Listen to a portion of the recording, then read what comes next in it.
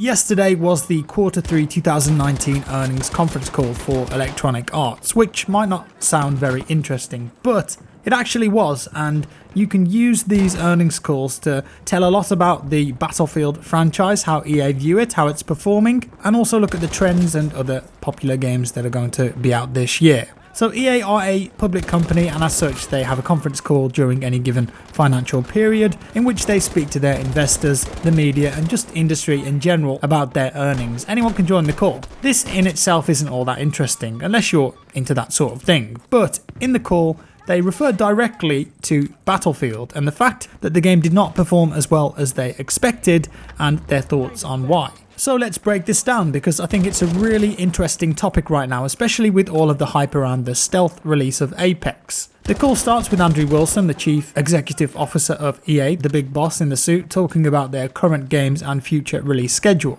He also mentions that Battlefield has had more than 27 million fans playing their Battlefield games this fiscal year to date. Interestingly there, he says Battlefield games, which of course means all of their titles put together, BF3, BF4, BF1 and BF5 will all be included in that number. Afterwards, Andrew passes over to Blake Jorgensen, who is the Chief Operating Officer and Chief Financial Officer, who had some really interesting things to say. He said, and I want to quote this, "The desire to make changes to Battlefield 5 led us to move its launch into a more difficult window, and prioritizing the single-player campaign over Battle Royale also hurt sales. As a result, we sold 7.3 million units in the quarter, about 1 million less than comprehended by our Q3 guidance." So there are a few things here. First of all, the game sold 7.3 million units, which by their own admission was less than they'd targeted for. Blake also said that part of this was due to prioritizing the single player campaign over the Battle Royale mode, and that the game moved into a more difficult launch window. Also, how many of those copies were at full price? If you remember, BF5 went on sale very early after launch, and perhaps that was because the initial sales weren't looking that great. This to me seems to be the first ever admission that we've got that the single player in Battlefield games is not as valuable as they perhaps have thought it once was. We don't have stats on how many players have played the war stories in BF1 or BF5, but we can safely say that DICE and EA absolutely do have those figures. I've no doubt that there are plenty of players who like those experiences, but I would argue that for the most part they're not that good, and they're not what Battlefield games are known for and not what the players want. But I still don't agree with what they're saying here, that the reason the game didn't sell well is because they didn't focus on Battle Royale and they focused too much on single player. Battlefield players want a complete multiplayer Battlefield game, and we'll get into that a bit later on in the video. And these admissions in this earnings call, I really feel like this could be a big turning point for EA and DICE, because if you look at what Call of Duty did with Black Ops 4, stripped away single player entirely to focus on Blackout, their Battle Royale mode, and then they see the success that that had, does that mean that we could see the next Battlefield game adopt a similar mindset? I think it's quite likely. I personally don't think that the single player campaign offers up much value. That's just my personal opinion. I don't think the war stories are very engaging, and while the stories themselves and the cutscenes are very cinematic, the gameplay is just bland and unexciting. And I speak for myself, but I'd much prefer a Battlefield experience where single player was just stripped away so the team could focus all that time, energy and money on producing a better, more complete multiplayer experience at launch with more content. But the other factor here is, did not having the Battle Royale mode of BF5 at launch actually affect sales? I suppose we can't say for sure, and maybe the BR mode would have brought in some new sales if it was a very good experience, but I'd argue that there were far more factors at play here than just not having Battle Royale in when BF5 launched. Because when it came out, it was missing quite a few features, and it still is, and overall it wasn't in the state that a lot of players, and I'm sure the developers, wanted it to be.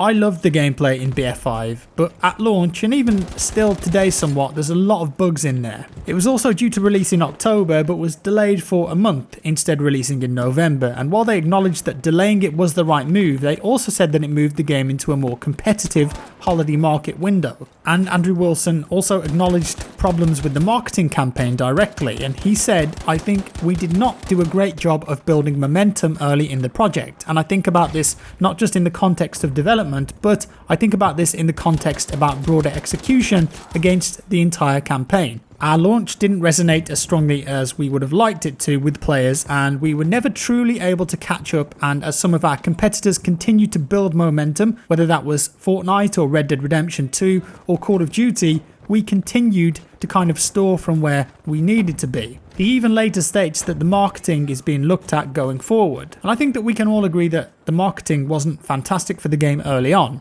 And I suppose we will never quite know why that is. Maybe they were trying something new. There was very little hype built around the game, and players were longing for some real information on the gameplay, features, and what to expect. Having said that, if you've got a solid game, then does the marketing really need to be that in depth? Can the game just sell itself? I think if you look at the most recent topical example, Apex, that can definitely work. Apex is of course free to play. But the hype around the game in the past few days, especially on social media, is marketing gold. That was all done by making a game and getting it right, and then just releasing it with no pre-marketing campaign or months of build-up. Here's a game we've been working on, and you can play it right now. And you have to say, Respawn nailed it. So while the marketing campaign for BF5 was poor at the beginning, you have to say that if the game at launch lived up to expectations, it probably wouldn't have been a huge issue.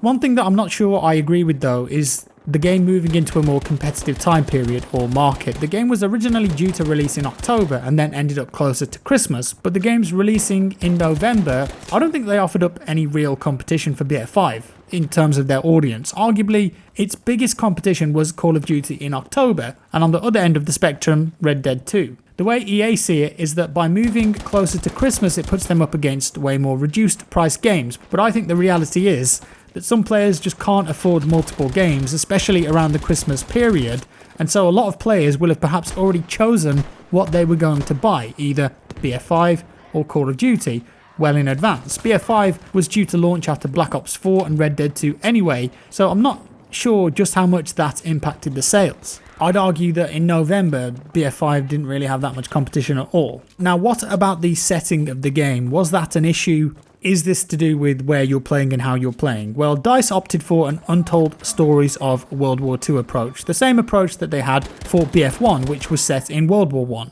The problem here though is that a significant amount of people aren't that knowledgeable about World War I in the first place, so having untold stories isn't as much of an issue as it was in World War II, where a lot of people are fully aware of the history and have expectations based on previous games and popular culture. Lots of players wanted their iconic battles, their iconic maps from previous games and movies. They wanted the American forces, and while lots of these will come in time with the live service, players weren't happy that that kind of stuff wasn't in at launch. This is World War II after all. Now on this call they dropped some cool facts that I'm sure the investors would have loved to hear.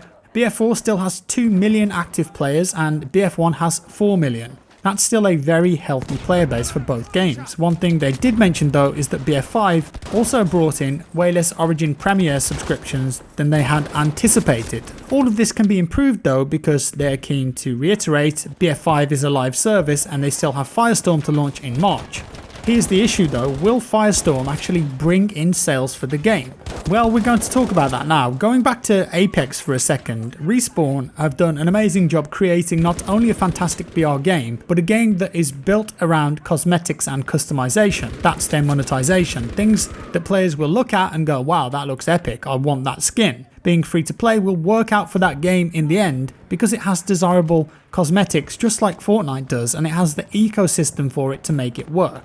Firestorm, on the other hand, needs to be an absolutely compelling experience for players for them to want to pay full price for BF5 if they don't already have the game just to play it. That's the barrier to entry. And how many people are going to either buy it or buy Origin Premier? I suppose we don't know until we actually get to experience the mode. I personally have said for a long time that Firestorm, or just a Frostbite Battle Royale in general, should be a separate standalone experience from Battlefield, but I think it's far too late in the game now for Firestorm. Think of it like this, Apex is built from the ground up as a free-to-play game with cosmetics. BF5 is not built that way, not to mention there just aren't enough interesting cosmetic options in there at the moment that would make enough money to warrant the mode being free to play. Combine that with the poor sales of the game according to their own earnings report, and they need Firestorm to be part of the core game to boost sales. I personally can't wait for Firestorm, but I'm a Battlefield player, I already own the game, but will it be enough to get people to buy the game and play it regularly? We'll see. In conclusion, BF5 did not have the best launch. There was some controversy surrounding it from the very beginning with the reveal trailer, the cosmetic items and marketing, and then the game released a month late and still quite unfinished in a lot of people's eyes. 7.3 million is still a lot of sales though, and the live service is going to be operating for 2 years, so it's absolutely possible for DICE and EA to turn this around, and I really hope that they do. But going forward, the content for BF5 needs to be more frequent and it needs to be more interesting. I need new maps to play much more regularly than what we're getting at the moment. Firestorm, it's coming out in March and it just has to be fantastic, and it needs to not launch with any issues. Co-op, yeah, that's coming next week, and perhaps that will re-engage some players, but depending on really how in-depth it is, it might just be a flash in the pan for some people. Who knows? One thing that I'm confident of is that because of the success of Apex and how Respawn have delivered that game, it was like the most un-EA thing ever. But I'm hoping that this is the beginning of a twist in the way that EA and DICE do things. And for Battlefield in particular, they really just focus on the multiplayer and the content there, because that's what the fans, the core gamers of that franchise want. I'm also sure that a lot of you don't care how many copies of the game were sold and what's coming up or what's next, and that's absolutely fine. If you love playing the game, then great. Just keep on doing that stuff, fair play. Either way, that's all I've got for today, guys. I hope you enjoyed this one. I know it's a bit different, but some interesting things came up in that call and I thought you'd like to know about it. And if you enjoyed the video, do give it a like. If you didn't like it, dislike it, not a problem. Subscribe for more and I'll see you in the next one.